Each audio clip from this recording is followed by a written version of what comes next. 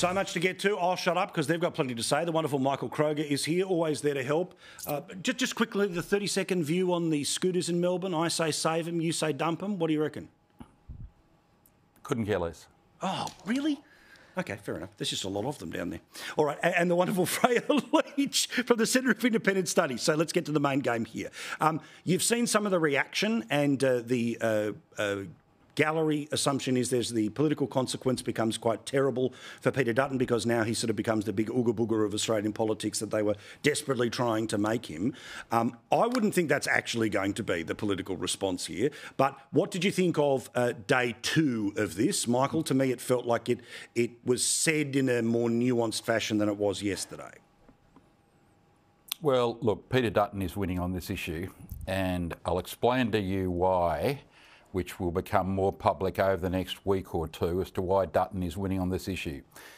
And I'm happy to be corrected, and Tony Burke's office hopefully will put out some statistics to correct me, and all Australia will benefit from having the exact statistics. And I credit Cameron Milner for some of these stats. There are 193 members of the United Nations. I can only find 4 countries that are taking refugees from Gaza. Fair. 4. France have taken them. France have taken 260, but you can only apply for the visa if you're in Ramallah or in Jerusalem. So they've taken none from Gaza. Yeah, good. Right? Those countries which haven't taken and won't take any refugees, those racist countries, according to Zali Steggall, include these countries have taken 0 refugees from Gaza: Egypt, Jordan, Syria, Lebanon, Iraq, Saudi Arabia, Qatar, Iran, Yemen, Oman, the UAE, Russia, China, Pakistan, Afghanistan, Kuwait, North Korea, Turkey, Germany, France, etc. There's only 4 who appear to have taken refugees. They are the United Kingdom in 4th place. They've taken 1. 1. Wow. The United States have taken 16, although last year they took 56. Canada have taken 41. So 192 members of the United Nations out of 193 have taken a total of 58 refugees from Gaza. 58. I hope and I'm sure this is wrong, but on the research that I've done and others have done, 58. Australia, 2,922. What is going on here? What does Tony Burke and Albanese know that those racists, leaders of other countries, that racist in Egypt, President el-Sisi? What does President el-Sisi, that racist, know that Tony Burke doesn't know? The racist President Khomeini in Iran, who won't take any refugees. That racist President Erdogan in Turkey, who's taking no refugees. And all of us, you know, for goodness sake, poor old President Kim Jong-un, the orange man's friend he's a racist too, from North Korea. What is it that Albanese and Burke know that no one else in the world seems to know?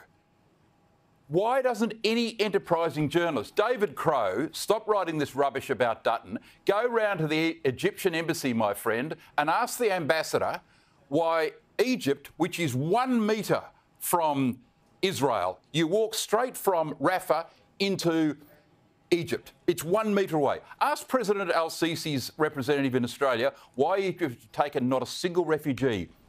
Go and ask the ambassador from Jordan. You know, to go from Gaza to Jerusalem, it's about 80 kilometres, right? It's a 1 hour drive. I did it in January. And then to get to Amman, the capital of Jordan, it's a 2 hour drive. It's about 100 kilometres, but you've got to go through a checkpoint. It's 3 hours to go from Gaza to Jordan.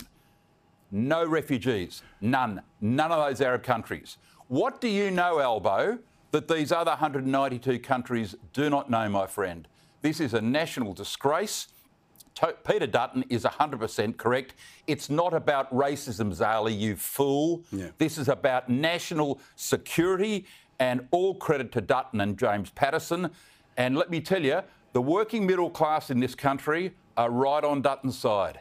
Yeah, Freya, thank you for the info, mate. I appreciate it.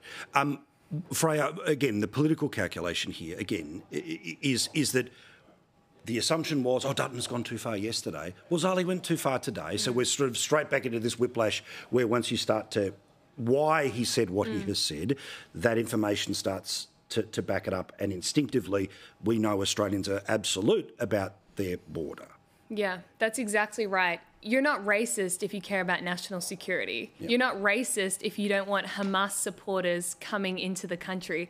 The fact that you can offer rhetorical support for Hamas, and that's not an issue for ASIO when they're approving your visa, that is absolutely disgraceful. And I'm on campus at Sydney Uni. Last week, we had a pro-Hamas motion get moved. It was voted 800 to 8.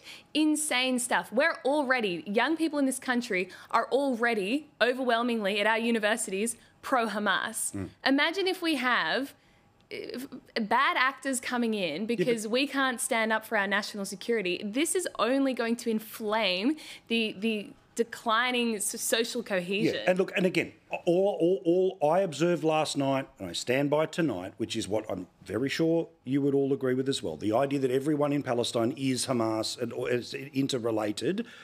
I'm sorry, I'm not there. I can't go there. I won't dog whistle in that direction.